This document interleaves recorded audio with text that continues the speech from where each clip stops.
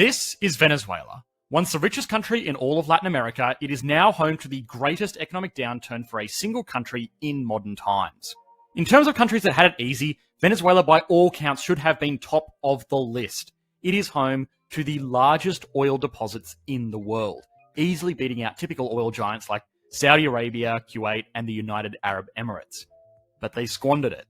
A lot has been said about the political issues surrounding the downfall of Venezuela. And don't get me wrong, there have been plenty of political issues. But in this video, we will just focus on the fundamental economics behind Venezuela's unprecedented rise and its devastating fall.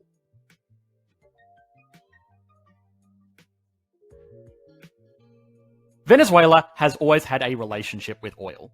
The whole country is almost floating on an ocean of petroleum. It was known that even in times before the Spanish acquisition, that the indigenous population of the country used the oil tars that seep from the ground to waterproof their canoes or keep fires going throughout the night. Venezuela has always had a taste for the stuff, but it wasn't until the 1970s that it became front of mind in the eyes of the world, when then President Carlos Andres Perez effectively nationalized all oil production in the region. Now, we have seen before that nationalizing oil production is not necessarily a bad thing. In the case of Norway, it meant that a lot of oil revenue was returned to the country itself, which is great. The Venezuelan process, though, was a lot more bureaucratic, and despite having huge oil reserves, the country's output was severely limited. It also wasn't a huge help that the country was a member of OPEC, a group of oil-rich states that basically had a pact to not flood the market with oil to keep prices high. And you might ask, well, isn't that a monopoly? Isn't that illegal? And, well, yes, it did act in a monopolistic and anti-competitive ways, but these were sovereign states. They are, in many senses, above the law. Oil production in Venezuela was at this time almost completely handled by the PDVSA, which stands for, I'm going to butcher this, Petróleos de Venezuela, which was a state-owned oil company which had a monopoly on oil production in the country. This was very similar to Norway's Statoil Corporation, now called Equinor. It was a business in structure and nature, but its only investor was the government, and all of the profit was for the government. Where Venezuela's government enterprise differed, though, was the incredible levels of corruption. Oil company officials would frequently misuse government money that was intended to go towards investment into oil production. What this meant was that during the 1970s, almost no new oil fields were brought online, which for an oil company that is literally given free access to the largest oil fields in the world is pretty terrible. This started to turn around, though, when this man, Hugo Chavez, took office in 1999. He sought to turn around the inefficiencies in the state's oil company. He started setting quotas for the company to meet and came down hard on corruption and bureaucracy built into the lumbering, inefficient semi-government agency. This all came to a head in 2002, when the employees of the company went on strike, effectively complaining that this state-owned oil company was actually being expected to produce oil.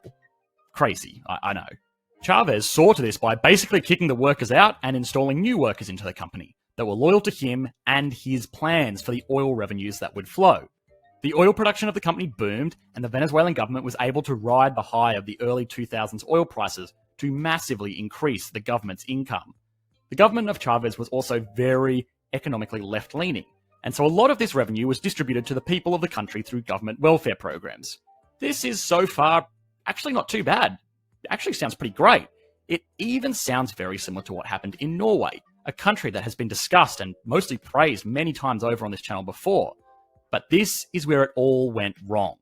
While most oil-rich countries recognize that oil doesn't last forever, Venezuela decided to go on a spending spree. Taxes were lowered and government spending was massively increased.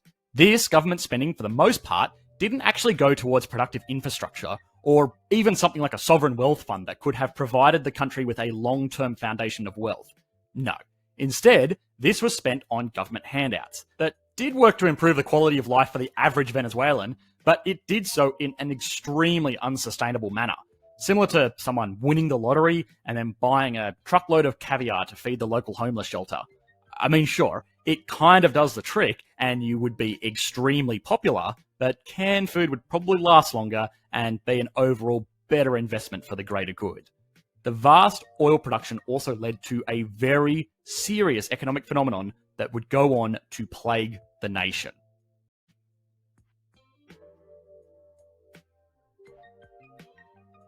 Dutch disease was a term coined in 1977 following the decline of the manufacturing centre of the Netherlands after a discovery of a large natural gas field in the country.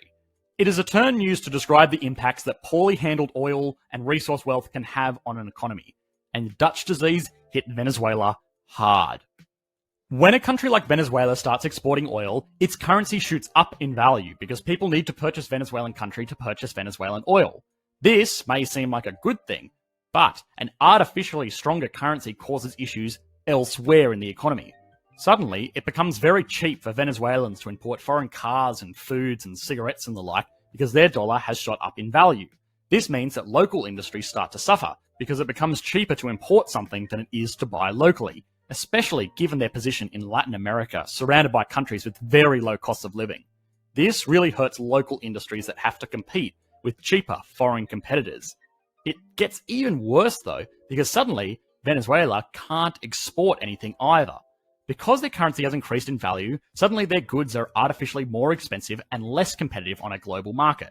On top of this, local industries are starved of workers and investments as labour and capital is redirected towards the far more profitable oil industry. A successful natural resource boom can effectively smother all other industries to death with its own success, and this trap is so common that it has its own name. Dutch disease was particularly bad in Venezuela because the government didn't really do anything to diversify the economy. A lot of oil-rich countries try to reinvent themselves. The United Arab Emirates wants to turn itself into a centre for business and tourism. Norway wants to turn itself into the world's largest hedge fund. And even countries like Iran make sure that they support local industries. Venezuela basically said, yeah, sustainable industry is great, but who cares? We're rich. Let's make it rain like there is no tomorrow. By 2008, all export industries, apart from oil, had collapsed. There would have been massive unemployment issues, but the government just threw cash at people to make the issues go away.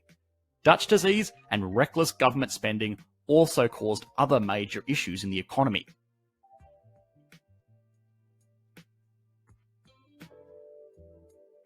Crowding out is another major issue that can be caused by an overzealous government spending. In this case, the government of Venezuela was throwing money around the economy pretty aimlessly. This, of course, made them wildly popular amongst their citizens, but it also caused systematic issues in the nation itself. When government-run enterprises and workers get all the money that they ever need, it makes it incredibly hard for private enterprises to compete. Likewise, the insane amount of borrowing the Venezuelan government was doing at the time made it very hard for local businesses and individuals to get access to credit, because the government was kind of just swallowing up all of the money that was available there. This also stifled a lot of free enterprise in Venezuela. Why would I start a business if the government will just open a competing business, run it at a loss, and drive me out of work? This happened a lot, as the government kind of went crazy with its government-owned enterprises moving into utilities, roadways, health, internet and telecommunications, but also more obscure industries like tourism and finance, buying up private banks and making them state-run, which was financially crippling to purchase and then so poorly run that none of these businesses ever made a profit. By this time, they even started going into debt. Yes, debt, to fund their excessive government spending. At this point, the country was literally a lottery winner who quit their job, spent all of the money, and then remortgages the home that they bought with their winnings in order to buy more lottery tickets. But it was fine, of course. This doesn't matter. We always have more oil, and oil is a limited resource. Its price will go up forever. The declining oil price then brought the whole house of cards crashing down.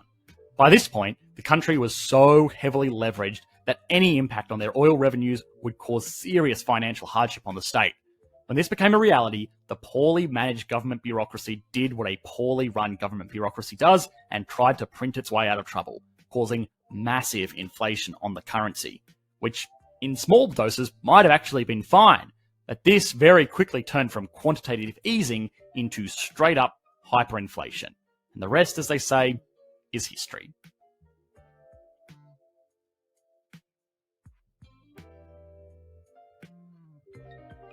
Venezuela's story is of course very upsetting given the level of human misery it has caused in the turmoil of the nation. The ongoing protests, government crackdowns, and questionable elections have caused political condemnation on the global stage, which has led to trade sanctions being placed on the nation with major trading partners like the United States, which is the last thing a crippled country needs, and it is further suffocating an already struggling economy. It is a good case study, though, when it is compared to other nations or plans that have followed similar paths.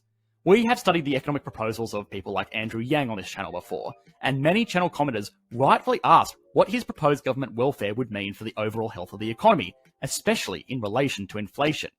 Beyond this, the whole story of Venezuela doesn't sound too dissimilar from the story of Norway's oil boom. How did one country end up as a poster child for economic responsibility and the other end up as a failed state? Well, the key, as always, is in the details. Norway used its oil wealth for social welfare, the same as Venezuela. It wanted to make sure that the citizens of the nation benefited from the wealth of the nation. But Norway did it in a far smarter way, investing the money into a fund that will continue to generate revenue for the nation long after the oil is gone. Venezuela just pumped oil out of the ground and kept the party going, living paycheck to paycheck and going into debt to boost its living standards.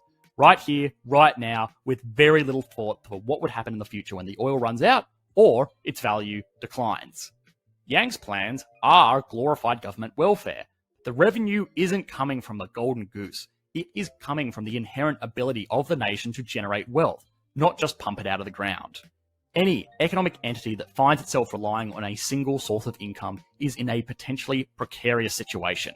It gets worse the bigger you get as well. For an individual, relying on just a day job is probably fine.